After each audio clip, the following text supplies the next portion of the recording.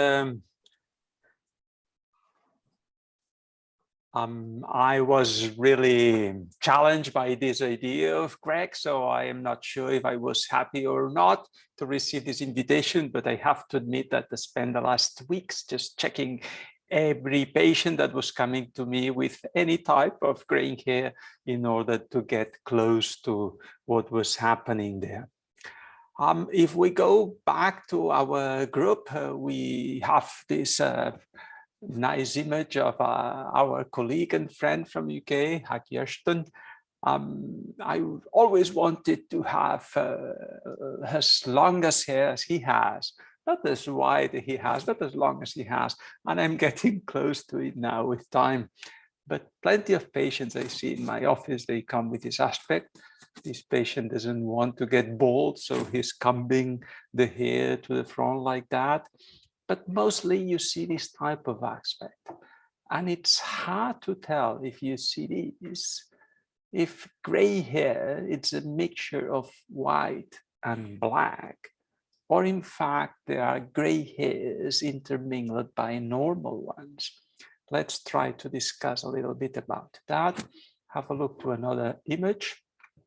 It's hard to tell if you see gray hair here or you see white and black hair in the same area. So those are the questions I would try to answer in the next 18 minutes. What is hair graying? How normal is to get it with age? Does it has any significance? It's a stress part of it. Everyone believes that stress is making your hair gray.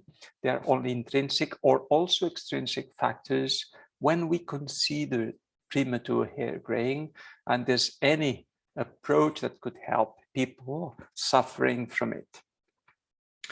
I started looking at some of my images of hair graying. I started seriously running in 2011, and this is an image of my first triathlon. And in 2 years, in 2013, in the right is an image after my first ultramarathon, I changed totally the color of my hair.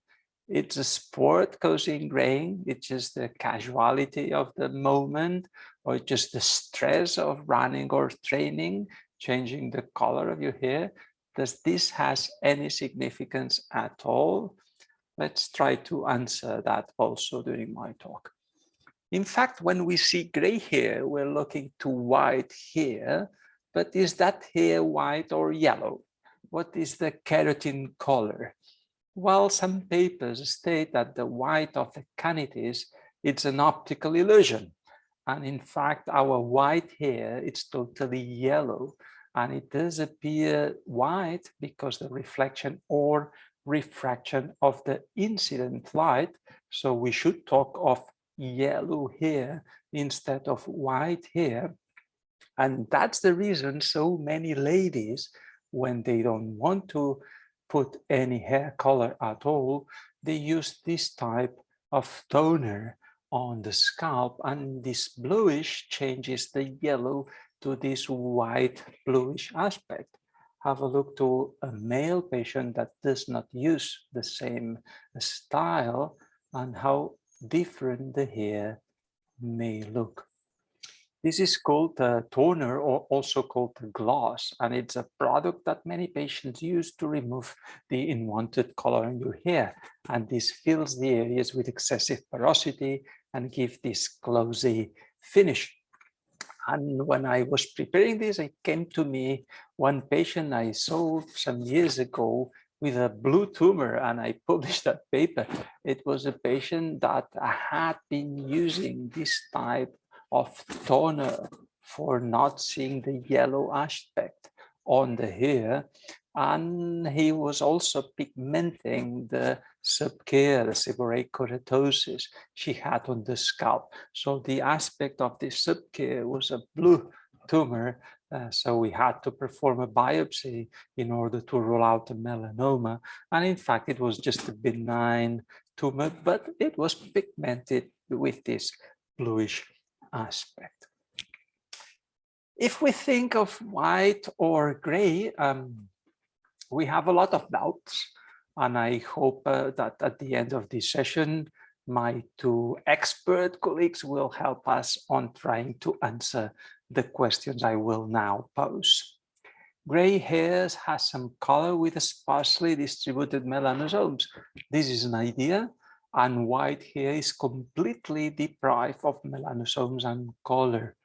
And some researchers believe that white hair only occurs on the scalp, but others, as me, do not agree with that. I took this image from the internet. How does a hair turn gray? We have a brown hair on the left, we have a white hair on the right. I spent some hours thinking of Greg and designing my own model. So this is my own drawing of a growing hair.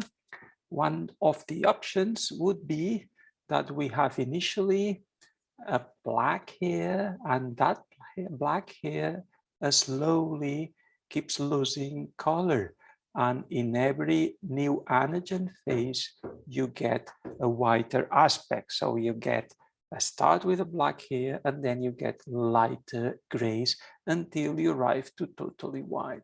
That could be an option. Or the other option would be that you have a black hair, and then on the next anagen phase, you get a totally white hair.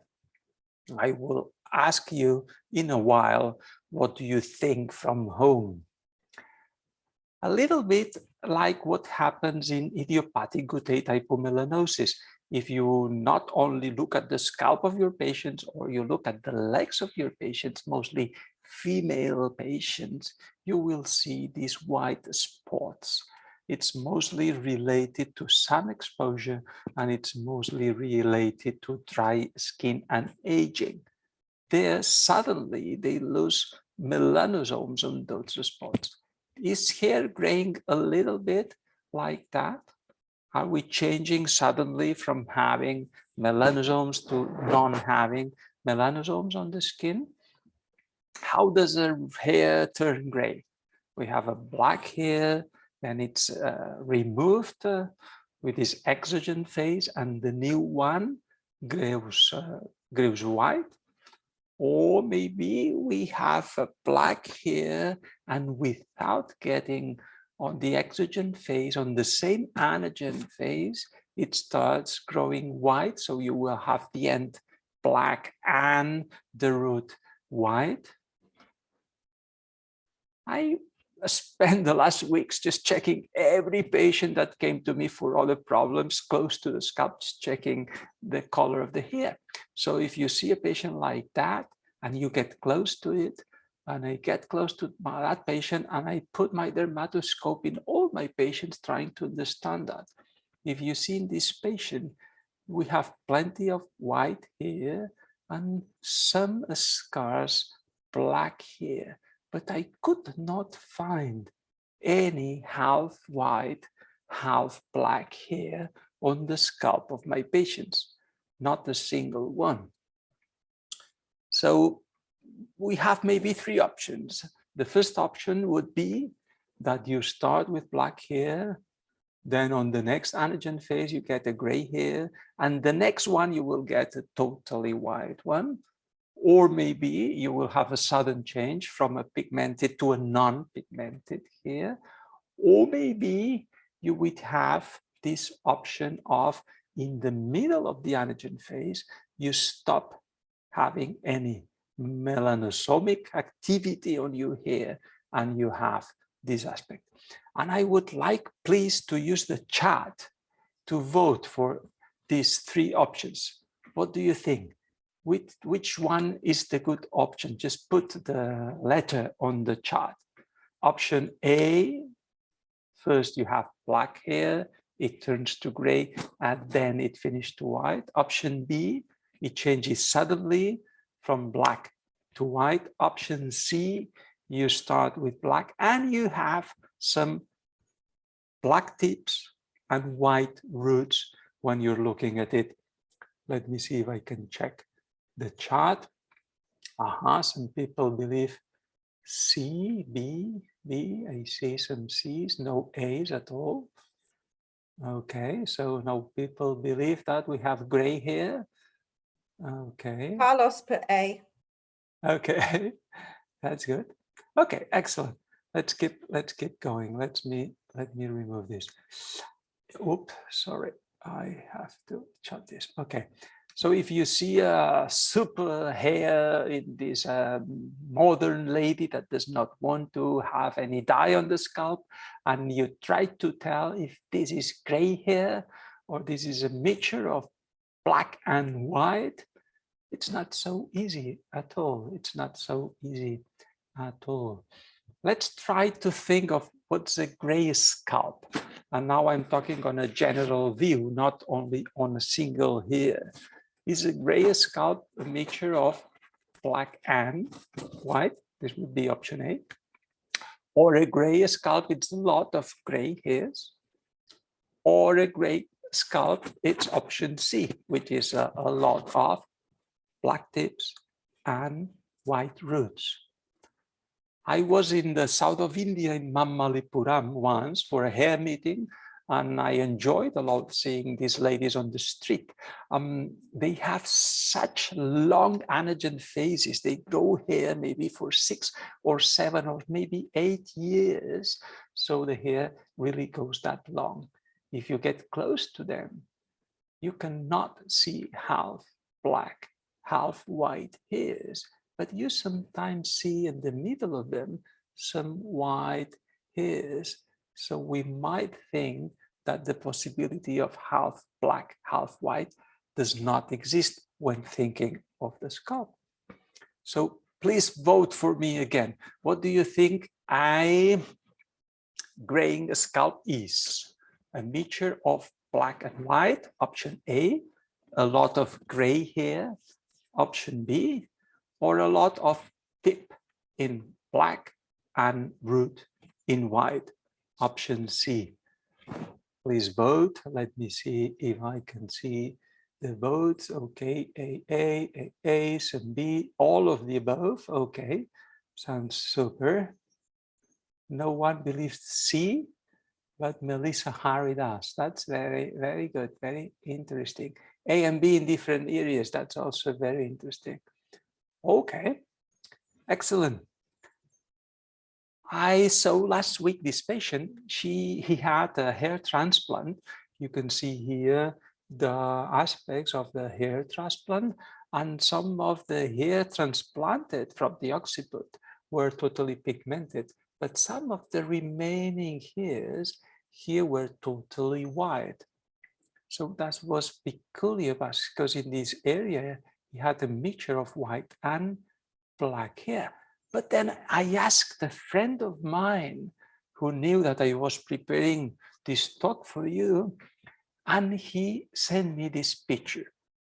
This picture is a hair that it's half white and half black. And he has taken that picture from me, from his pubic hair. So for obvious reasons, I did not spend many time getting close to my pubic patient in order to see what was the color of the hair. But it might be an option that depending on the body area, you might have this aspect that I have not been able to find it on the scalp of any of my patients. Let's move to timing. What's normal on hair graying? What's the average?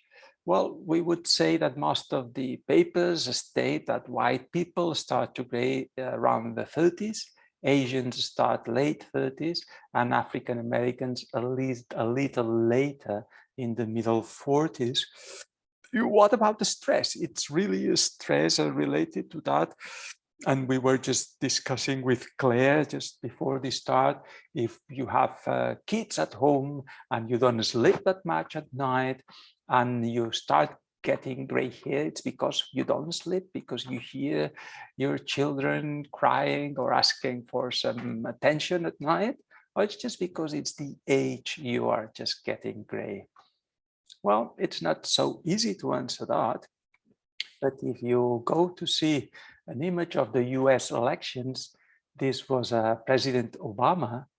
In 2 months, from May to July, he changed the color of his hair as seriously fast as that. And this is a picture taken from one of the main American journals, and they had an interview with the hairdresser, the barber from President Obama. And he stated that it was really in 2 and 3 months that he suddenly changed. It was just related to this election, or he was already genetically predisposed of changing the color exactly in 2008, non-related to the amount of pressure he was under for the US election. Well, if you go to read the literature, there are so many papers trying to deal on that, how the stress affects the hair to turn white. Is it possible that if you remove the stress, you can get back to your normal color? Well, there are many interesting articles, but no one is really conclusive. But I would love to hear our two colleagues, Melissa and Carlos, at the end, and I'm sure they will have some answer for us on all these aspects. What's the premature hair gray? Well, for some authors, gray 10 or more years earlier than the average, this would be a PHG. It's premature if you gray before 20 if you're white, 25 if you're Asian, 30 if you are African American. Others would say that premature hair graying of hair is defined as graying of hair before the age of 20 in Caucasians and before the age of 30 in African American population. There's this theory that I'm sure my colleagues will also discuss about it, about the oxidative stress and premature hair graying, because on the Progeroid syndromes, there's this defective repair of DNA. So DNA is more susceptible to oxidative stress, so they have white hair, even in children affected by a Progeroid syndrome. And also in vitiligo, it's well known that the early graying of hair are more sensible, the melanocytes of these patients, to this oxidative stress. There are some diseases associated with premature hair graying, like vitamin B12 deficiency. Also, we know that pernicious anemia has hair graying before the normal ages. The decrease on the thyroid hormones also can cause premature hair graying. So the thyroid hormones are related also to this type of aspect. Let's think again of something that many patients believe it's true or not. And I would like to ask you to help me on voting again. And I'm sorry to disturb you with so many votes. What do you think? Is gray hair thicker? Yes. Vote please on the chat. No, it's thinner. And it's identical to pigmented hair.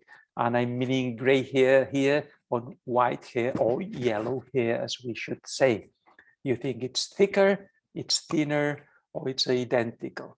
Let me check the chat. Okay, thicker, identical, thicker, identical. Okay, identical. Okay, no one believes it's thinner. That's good. Okay, let me see if someone has answered that. Well, in 1995, Hallfelder already published about that. And they believe gray hair is coarser, stiffer, and harder to manage than darker hair. And do you think the unpigmented hair grows faster than the black hair? Please vote for me again. It grows faster? Yes. Number one. No, it grows slower. No, it grows exactly at the same speed as the pigmented hair. So you think when you get white hair, you have to go more often to the barbershop to get it trimmed or not? Let me see, what do you think? Yes, yes, yes, identical, no, yes. Okay, sounds good. Let me see if someone has answered that. I think Dominique Van Nest has something to say.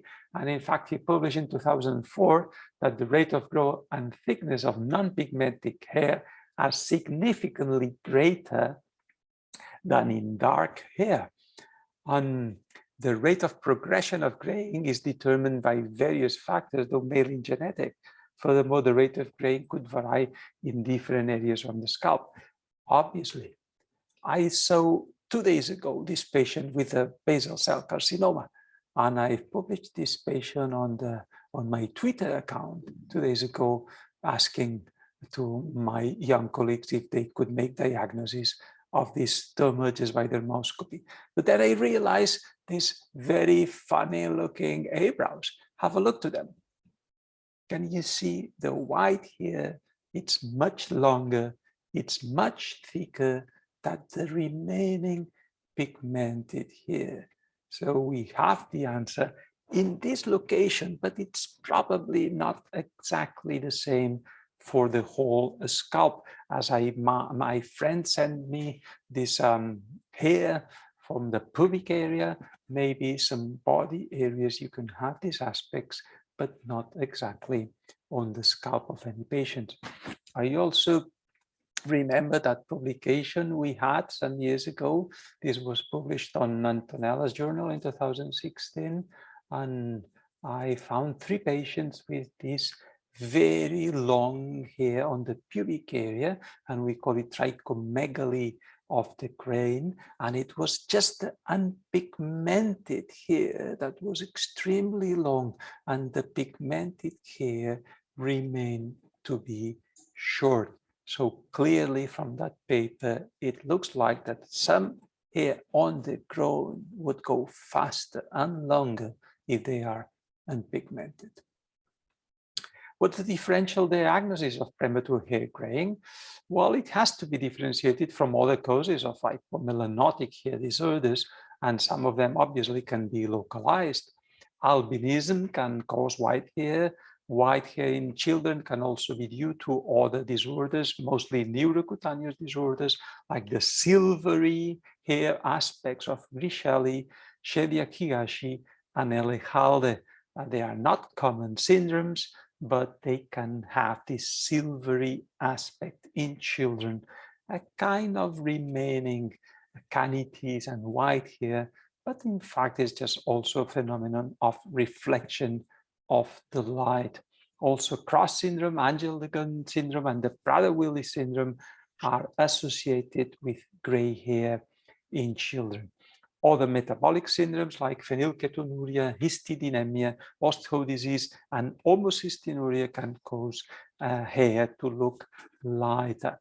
Obviously, localized vitiligo, called poliosis, it's a common aspect on that, and this can be seen in P-baldism, in the Waardenburger syndrome, the Wolf syndrome, and also on tuberous sclerosis affecting the white spots, the scalp. Under the scanning electron microscope, you cannot see any difference between white and pigmented and pigmented hair, and it's quite common to see patients with hair totally white, like this one. And there are some diseases associated with gray hair, like vitamin B12 deficiency, neurofibromatosis, tuberous sclerosis, thyroid disease, vitiligo, and obviously alopecia areata. We all have heard of this syndrome of Maria Antonietta that suddenly changed the color of the scalp. We believe that alopecia areata only affects pigmented hair. So if you have gray hair like me and you suffer from alopecia areata, I would totally change to fully white in a week or 2. Is it possible to score gray hair? Well, there's no widely recognized standard scoring system to determine the severity of graying hair, and there are some attempts to classify them on mild, moderate, or severe. And can we manage premature hair graying? Well, it's not easy. Some authors would state that you can pluck hair if you have less than 10%, and there's a myth also in our population saying that if you pluck your white hair, 10 more hair will get white immediately. Obviously, this has no sense at all. Most of the people suffering from premature hair graying would like to rely on hair colorants. They can be temporary or permanent. Natural hair dyes are mostly prepared from Indian gooseberry or Fels Daisley and lotus tree, and obviously some different types of henna. In conclusion, if you are getting old and you still have some hair, you can ask yourself, does color matter? And yesterday I saw this patient in my office. Poor patient, she was under a laser therapy for some black hair on this area, and they have burned her like that. Amazing. So color does matter indeed. But if you're getting gray and if you don't mind and you still have hair on your scalp, I think showing it will not be a problem, and don't lose time just trying to cover it. And with that, I would like to invite you all to join us in the next hair meeting we're having in Sitges at the end of September next year. We will have a joint meeting with the EHRS, as we had to unfortunately cancel the meeting in St. Petersburg by Tatiana Seluk. So we'll have a meeting in Sitges from the people in St. Petersburg and the rest of the world hair researchers. Feel free to join us by joining at the website barcelonahair.org. And it was my pleasure to be here discussing on gray hair with you. And if you have any questions, I'll be happy to answer them. Thank you very much. That's fantastic, Ramon. If you could stop sharing the screen and Melissa can get set up whilst we're taking questions. That was a really fascinating gallop through. Does anybody have any questions?